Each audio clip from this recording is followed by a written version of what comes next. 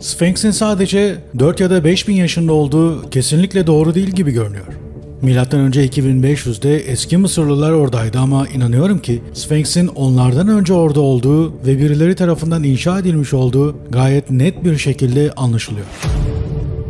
Sphinx'in çok daha eskilerde oluşmuş aşınma izlerinin olduğunu buldular. Belki de yıkıldı ve daha sonra kafasını Sphinx'in kafasına yeniden koydular. Robert Schoch ve diğerlerinin gösterdiği gibi bu kafa vücuda göre çok büyük ve orantısız. Eğer bu ağır biçimde aşınmış bir aslan kafasıysa ve burada Mısır'ın tam kalbinde bir firavuna benzetilmişse aslında son derece mantıksız oluyor. Bu sizce kim olabilir? Mısır'ın zamansız kumları ve gizemleri uygarlığın kendisi kadar eski bir gizemdir. Bu antik arkeolojik mucize hem arkeologları hem de tarihçileri anıtsal şekliyle büyüledi. Bilim insanları Büyük Sphinx'in uzun süredir gizli olan sırlarını açığa çıkarıyorlar. Bu antik anıtın arkasında sizce hangi sırlar saklı olabilir? Ortaya çıkan doneler sizce bildiğimiz tarihi yeniden yazabilir mi?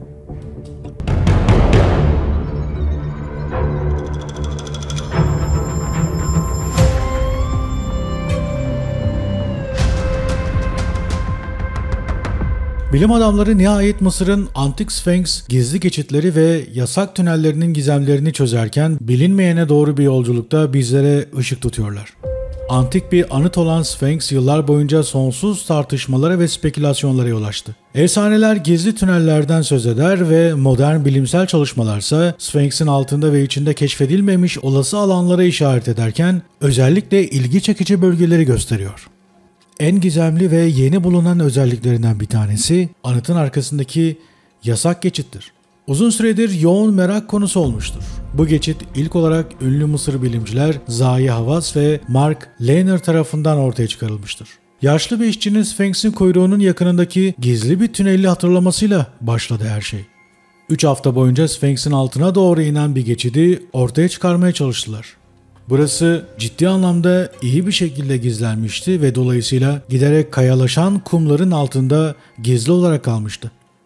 Bu noktayı olabildiğince araştırdılar. Gömülmüş bu gizemli kuyunun derinliklerini incelemeye başladılar. Devamında Büyük Sphinx'in altında gizlenmiş hiçbir şey bulamadılar. Sphinx kazısı sadece hayal kırıklığı yarattı. Yani boş bir tüneldi. En azından ana akım medyanın vermiş olduğu haber bu yöndeydi. Fakat neden yapıldığını hiç kimse sormamıştı. Çoğunlukla Sphinx'in girişini ve dış görünüşlerini tasvir eden bir avuç fotoğraf ve illüstrasyonla birlikte 16 sayfalık bir raporda titizlikle her şey belgelendi. Bu nadir görüntüler ve mevcut sınırlı bilgi birçok soruyu cevapsız bıraktı. Araştırmacılar her santimi aradılar fakat hiçbir şey bulamadılar. Yetkililerin dikkati dağıldığında Sphinx'in arka ucunu keşfetmek için gizlice araştırmaya başladılar ve büyük riskler aldılar. Yakalanmadan önce sadece birkaç saatleri vardı. Elde ettikleri buluntular ve görüntüler sonucunda çok iyi gizlenmiş bazı önemli noktaları saptadılar. Sphinx'in kalbine doğru yükselen önceden bilinmeyen bir tünel vardı. Bu görüntüler bazı şeyleri ortaya çıkarıyor. Sphinx'in içinde dışarıdan görülmeyen bir geçit vardır. Yukarıya ve doğuya giden bir tünel. Antik anıtın içinde saklanan sırları akla getiriyor. Bu keşif bu anıtın ne olduğuna dair farklı bakış açıları sunuyor. Sphinx'in altında hiçbir şey olmadığı söylendi. Oysa bu özel tüneli bir şekilde saklı tutmuşlardı. Bu tüneli saklı tutmaya çalıştılarsa o halde bu kişilere tamamen güvenmememiz gerektiğini de gösteriyor. Belki de burada çok şey buldular ve halka hiçbir şey açıklamadılar. Burada açığa çıkmayı bekleyen daha fazla sırrın ipucu aslına bakarsanız görünüyor gibi. Sphinx'in içindeki olası boşlukları doğru orantılı olarak gösteren radar görüntüleriyle aynı hizada farklı tüneller buldular. Gizemli tahtalı tünel Sphinx'in sırlarına yolculuğu yeniden başlatmış gibi görünüyor. Bu antik buluşlar olağanüstü anıt hakkındaki anlayışımızda yeni bir sayfa açıyor. Ve Sphinx'in bakışlarının altında çözülecek daha fazla gizem var gibi görünüyor. Onlardan bir tanesi de Osiris şaftı. Burayı Sphinx'e bağlayan bir geçit var. Karmaşık tasarımıyla herkesi büyüler. Kadim mühendislik becerisinin bir sembolüdür. 3 seviyeye yayılan, pratikliği mistik bir dokunuşla kusursuz bir şekilde harmanlayan gizemli ve gizli bir yapıdır.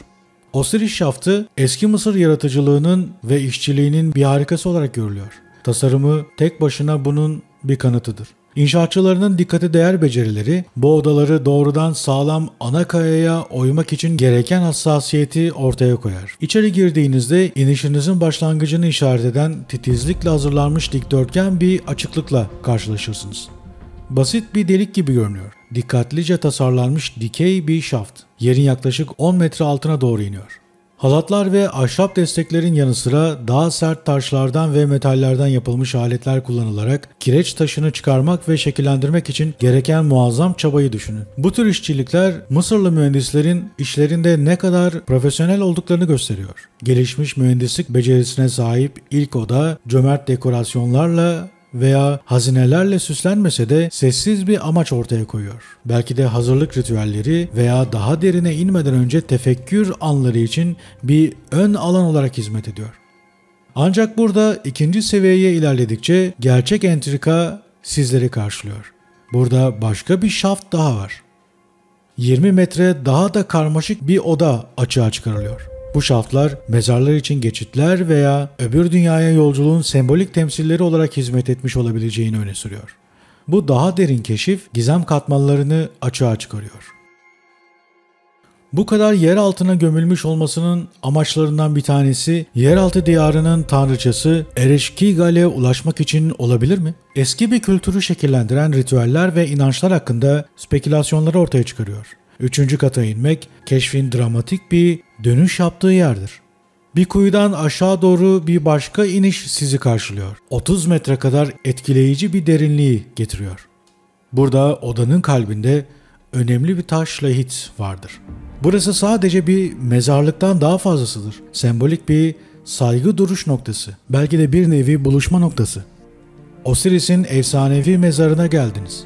Kısmen suya batmış olması oldukça normal ve bu durum mistik aurasını güçlendirmiş durumda. Kökleri Mısır mitolojisinde derinlere uzanan yeniden doğuş ve arınma temalarını çağrıştırıyor.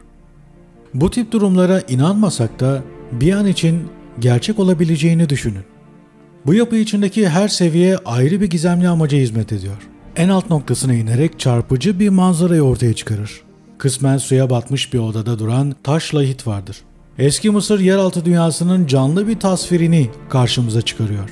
Görünüşe göre ayaklarımızın altında hazırlanmış, sanki Giza platosunun kalbinin derinliklerine gizlenmiş, kendi ölümden sonraki yaşam versiyonlarını yaratmışlar gibi. Devamında bu seviyede 6 adet boş mezar odası ortaya çıkarılmış durumda. Şaşırtıcı bir keşif. Bu kuyuların yağmacılar tarafından mı boşaltıldığı yoksa kasıtlı olarak mı boş bırakıldığı ya da uzmanların çeşitli verileri toplayıp arkeologlara bunların boş olduğu açıklamalarını yapmaları için direktif verdiklerini mi anlamamız gerekiyor? Bunlar nasıl boş olabilir? O halde ana akım medyanın söylediğine inanacak olursak, yani boş olduğuna inanacak olursak, o halde Osiris ve diğer ölüler kalkıp gitmiş olmalılar. Ne dersiniz? Önemli tarihsel bilgiler sağlayabilecek antik bir yer. Burada kuyu boyunca dağılmış eserler sanki bizimle konuşuyor. Çömlek parçaları, taş kap parçaları ve diğer küçük kalıntılar, hatta ekmek kırıntıları bile bulundu. Burası bizleri zamanda geriye götürmeye başarıyor. Bu da Osiris şaftının muhtemelen yeni krallık dönemine tarihlendiğini gösteriyor. Şaftın araştırılması her ipucunun kökenlerinin gizemini çözmeye katkıda bulunduğu belki de dedektiflik çalışmasına benzetilebilir. Burası çok önemli bir yer ama bunların içerisinde nasıl oluyor da birkaç eşyadan başka hiçbir şey bulunamıyor? Aslında bu noktanın çözülmesi gerekli. En dokunaklı keşifler arasında büyük anıtlar ve tapınaklar incelenirken merkezi lahiti çevreleyen daha küçük odalarda keşfedilen mumyalanmış kalıntılar bu insanlarla karşılaşan değerli tarihsel bağlamlar sağlıyor. Kalıntılar eski Mısır insanlarıyla derin bir bağlantı sunuyor. Bir anlamda bu korunmuş bireyleri analiz etmek, onların günlük yaşamlarına, beslenmelerine, yaşam tarzlarına ve hatta belki de ölüm koşullarına ışık tutuyor. Buraya Osiris'in adı verilmiştir. Osiris şaftı. Osiris sıradan bildiğiniz tanrılardan değildir. Efsaneye göre ölümden sonraki yaşamda ve yeniden doğuşta hüküm süren eski Mısır tanrısı Osiris, erkek kardeşinin ihanetiyle karşı karşıya kaldı ve bu durum herhangi bir epik film hikayesine rakip olabilecek sürükleyici bir ölüm, parçalanma ve nihai diriliş hikayesine yol açtı. Sadık karısı Isis, dağınık kalıntılarını titizlikle topladı ve onu canlandırmak için ritüeller gerçekleştirdi. Osiris'in destanı Mısır mitolojisinin merkezinde yer alır. Yaşam, ölüm ve yeniden doğuştan oluşan kalıcı döngüyü simgelemektedir. Osiris'in şaftı bu eski Mısır destanının 3 boyutlu bir ahitidir ve derinliğinin uzandığı noktalarda yeraltı dünyasını simgeleyen suya batmış bir oda bulunmaktadır. Osiris'in mezarını temsil eden bir anıtsal taş lahitle karşı karşıyasınız. Bu, onun ölüme giden yolculuğunun ve ölümden sonraki yaşamın hükümdarı olarak önemli rolünün derin bir sembolüdür. Ancak neden böyle bir yer inşa ediyorsunuz? İlgi çekici bir teori, Osiris şaftının inisiyasyon ritüelleri için bir alan olarak hizmet ettiğini öne sürüyor. Yani inisiyasyon derken gerçek anlamda yeraltı dünyasının varlıklarıyla tam anlamıyla bağlantıya geçiş noktası mıydı? Bunu hayal etmek aslına bakarsanız pek mümkün değil. Ama yine de düşünülebilir. Katılımcıların Osiris'in kendi ölüm ve diriliş sınavını yansıtan sembolik denemelerden geçtiği manevi bir eğitim alanı olarak gösteriyor gibi. Burası sadece törenler için değildi. Gizli bilgiyi aktardığına ve başlatılmış olanlarda manevi bir dönüşümü başlattığına inanılıyordu. Bazıları şaftın tasarımının karmaşık bir şekilde hizalandığını düşünüyor. Osiris ve ölümden sonraki yaşamla ilişkili yıldızları yansıtan gök cisimleri öyle görünüyor ki şaft dünyayı göklere bağlayan bir kanal olarak tasavvur edilmiştir. Ruhun ölümün ötesindeki yolculuğunun mimari bir temsili gibi. Gerçekten de Osiris şaftının fiziksel düzeninin ve ortaya çıkarılan eserlerin çok anlamlı olduğunu yinelememiz gerekiyor. Diğer taraftan piramit metinleri ve Ölüler kitabı gibi eski Mısır metinleriyle rezonansa giren bu anlatımlar Mısır'ın öbür dünyaya bakış açısını ortaya koyuyor. Su teknelerinin sembolizmi ve lahitlerin derin önemi. Lahitler dev boyutlarda ve inanılmaz ağırlıklarda. Etrafını dikili taş benzeri sütunlar çevriliyor. Şaftın kendisi hemen hemen her yöne doğru devam ediyor. Diğer piramitlerle yer altında bir kesişme noktası var gibi. Osiris şaftının çok eski bir uygarlığın inanç ve geleneklerinde somut bir bağlantı taşıdığı anlaşılıyor. Geçide doğru uzanan yol artık büyük ölçüde kum ve modern inşaat tarafından gizlenmiştir. Geçmişle günümüz arasındaki keskin tezat bir çarpıcılığı ortaya koyuyor. Bu tarihsel açıdan önemli konumdaki değişiklikler birçok kişiyi şaşırtmış durumdadır. Alana erişimi engellemeye yönelik bu kasıtlı çaba, Osiris şaftının orada olmadığı fikrinin benimsenmesi içindir. Belki de mezarlar daha o zaman boşaltılmıştı. Yani yine insanlardan saklanan birçok gizem daha. Bunun hakkında neler söyleyebiliriz? Bir başka merak uyandırıcı ayrıntı da inşaatçıların mezar odalarını basitçe oymak yerine neden devasa granit kutularını yer altına getirmeyi tercih ettikleridir. Ayrıca lahitler şaftın kendisinden farklı bir taş türünden yapılmıştır. Ve bizi gerçek amaçları hakkında kesinlikle düşünmeye sevk ediyor. Şaftın kendisi doğrudan masif ana kayadan oyulmuştur. Herhangi bir taş işçiliği yoktur. Yapımını tarihlendirmeye yardımcı olabilecek hiçbir şey yoktur. Aslına bakarsanız bu granit taşlar dışında tüm mimari bu bölgedeki kaya ile ilişkilidir. Bu gizemli lahitlere uygulanan taş tarihlendirme teknikleri özellikle antik çağa işaret ediyor.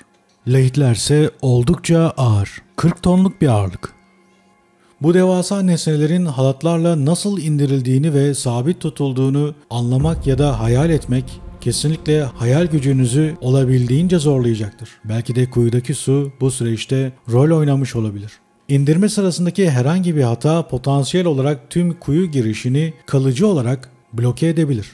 Lahitin ağırlığı riskine rağmen inşaatçılar ikinci katın güney duvarındaki şaftın sınırları içindeki bu hassas operasyonu yönetebileceklerinden bir şekilde emin görünüyorlardı. Orada devasa bir siyah taş lahit duruyor. Yüzeyi ince bir bitum tabakasıyla kaplanmış. İlgi çekici bir şeyi ortaya koyuyor. Altta daha yakından incelendiğinde bitumin altındaki geniş bir alanı görebilirsiniz. Tipik olarak metallerle ilişkilendirilen beyaz bir renkte aydınlatılmış.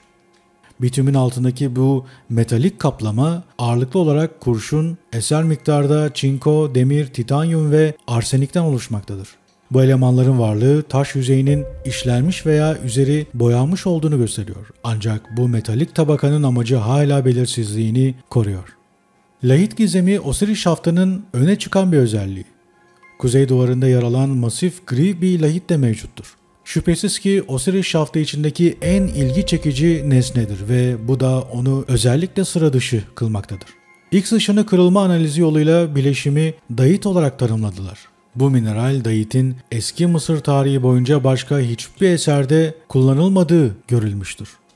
Diğer taraftan Afrika'yı kapsamlı bir şekilde inceleyen ve Mısır'da yıllarını geçiren jeologların bu lahitin gerçekten eşsiz olduğunu belirtiyorlar. Tüm kıtada bu büyüklükte bir lahit üretme kapasitesine sahip bilinen dayit yatakları pek bulunmuyor. Bu ise lahitin aslen Mısır'dan olmadığını, muhtemelen Afrika ötesinden ithal edildiğini ya da muhtemelen Avrupa veya Karadeniz gibi bölgelerden deniz yoluyla nakledildiğini ve kesin kökeninin tam olarak belirlenemediğini gösteriyor. Dezit yatakları üzerinde araştırmacılar çalışmalar yaptılar. Esasen kuarstan oluşan, tanımlanması için mikroskop gerektiren küçük kristallere sahip bir kaya olduğunu ortaya koydular. Ve bu ona donuk bir görünüm veriyor. Dayit damarlarının var olduğu bilinen yerler Osiris şaftından oldukça uzaktadır. Bu mesafe 40 tondan fazla ağırlığa sahip bu kadar büyük taş bloğunun ya da bloklarının Giza'ya doğrudan bir su yolu olmadan çöl arazisinden taşınmasının gerektirdiği lojistik zorlukların ve muazzam maliyetlerin altını çiziyor. Nasıl getirilmiş olduğunu sormak şöyle dursun, neden bunu seçmiş olduklarını da düşünmek gerekiyor. Ayrıca Asvan'dan granit veya çevre şehirlerden bazalt elde etmek varken neden bu kadar zor bir işin altına girdiler? Neden bu seçim?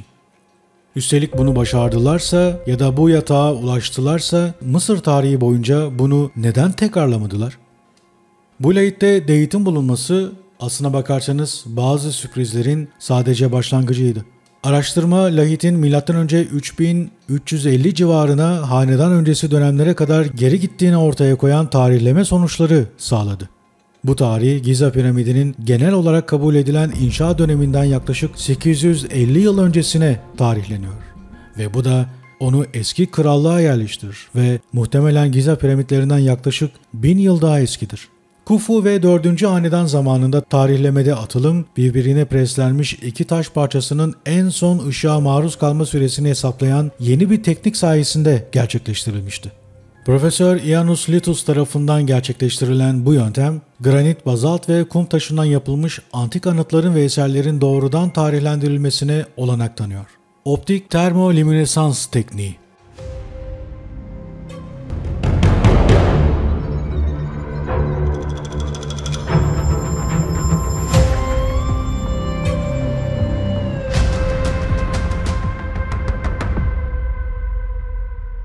Graham Hancock bildiğiniz gibi uzun bir süredir tarihi araştırmaya devam ediyor. Eski uygarlıklar hakkındaki tartışmalarda proaktif bir figürdür. Tanrıların parmak izleri ve Tanrıların büyücüleri gibi ilgi çekici kitaplarıyla tanınan Hancock'a göre tarihte kaybolmuş ileri bir uygarlık kavramına odaklanan fikirleri genellikle ana akım arkeolojiye meydan okuyor. Devam edelim. Osiris şaftı Hancock'un teorilerinde önemli bir rol oynuyor. Bu kadim uygarlığın potansiyel bir kalıntısı olarak görülüyor. Karmaşık tasarımı, bu gizemli toplumun teknolojik becerisi ve kültürel inançları hakkında ipuçları sunduğunu gösteriyor. Şaftın yaşı geleneksel zaman çizelgelerini aşıyorsa ya da bu esrarengiz uygarlıktan aktarılan bilgiler kullanılarak inşa edilmişse, Hancock şaftın yöneliminin Mısır mitolojisinde hayat, ölüm ve yeniden doğuş temalarını simgeleyen Osiris'le bağlantılı göksel olaylarla veya takım yıldızlarla bağlantısının olduğunu ifade ediyor. Sphinx'in varlığı tarihçilerin ve ziyaretçilerin hayal gücünü yıllarca harekete geçirmiştir. Cesur bilim adamlarından oluşan bir ekip yakın zamana kadar dünyayı sarsacak bir atılım yapmamışlardı. Ünlü bir arkeoloğun liderliğindeki bir keşif gezisi sonunda Sphinx'in kafasının tepesindeki uzun gizli kapağın kilidini açmıştı. Bu kapak belli ki bir sır taşıyor ve bu sır akademisyenleri büyülemişti. Araştırmacılar bu antik yapının etrafında toplandılar. Korku ve heyecan karışımı bir havayla kapağın kilidini dikkatlice açtılar.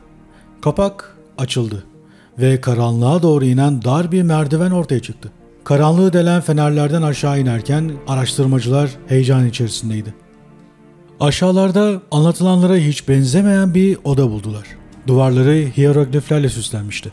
Odanın ortasında mükemmel korunmuş bir eser yatıyordu. Üzerinde kadim güçleri anlatan sembollerle süslü bir altın muska vardı. Eseri incelerken keşiflerin her şeyi değiştireceğini biliyorlardı. Buluşlarının haberi tüm dünyaya hızla yayıldı. Bilim adamları sonunda gizli kapağı açtılar. Sphinx'in zamanın kumları altında gömülü olan gizemleri ortaya çıkarmak için herkes nefesini tuttu. Ve buradaki oda direkt olarak Osiris şaftına çıkıyordu. Yani Osiris'in lahitini direkt bu kapaktan, yani direkt Sphinx'in beyninden aşağı kadar tam bu noktadan indirmiş oldukları anlaşıldı. Bu da kadim bir ritüelin bir parçasıydı. Tam da bu noktada bir soru daha ortaya çıkıyor.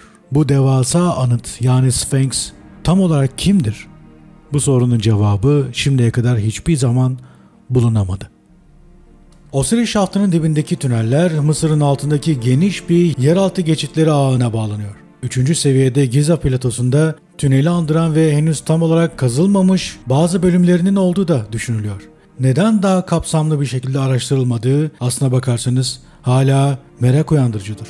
Benzer dikey şaftlar ve diğer yapılar genellikle yeraltı komplekslerine çıkar. Dolayısıyla bu tüneller muhtemelen ilginç bir şekilde birbirine bağlanıyor. Kadim insanların bu tünellerin çoğunu keşfettiği biliniyor.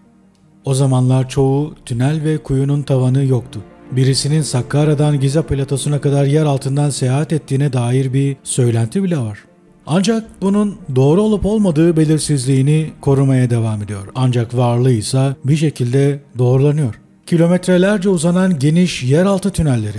Aslına bakarsanız bu ve buna benzer tüneller dünyanın dört bir tarafında yaygın bir şekilde mevcut durumdadır. Mezopotamya'da, özellikle Türkiye Anadolu bölgesinin yer altında ve özellikle Mısır bölgesinde inanılmaz bir yeraltı ağı mevcut durumdadır.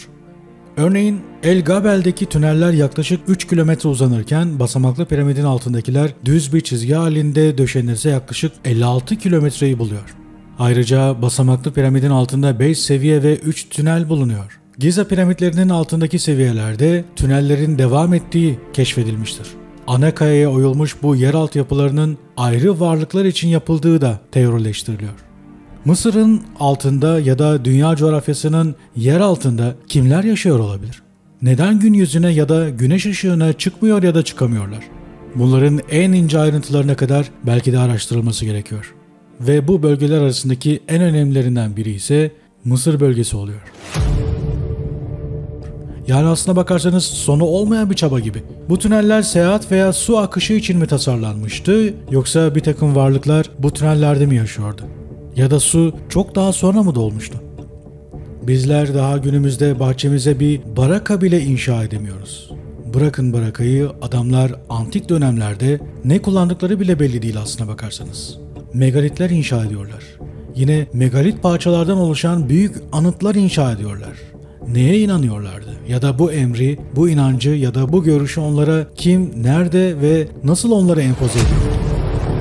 Bu inanılmaz projeleri nasıl inşa ettiler, nasıl sonuçlandırdılar? Dahası Mısır platosunun üzerinde daha gizem perdesi açılmamış birçok nokta bulunuyor. Belki de onlardan bir tanesi Sphinx ama onun gizemi de tam olarak açılabilmiş değil. İlerleyen tarihlerde bakalım daha nelerle karşılaşacağız. Ben Volkan Çelik değerli arkadaşlar.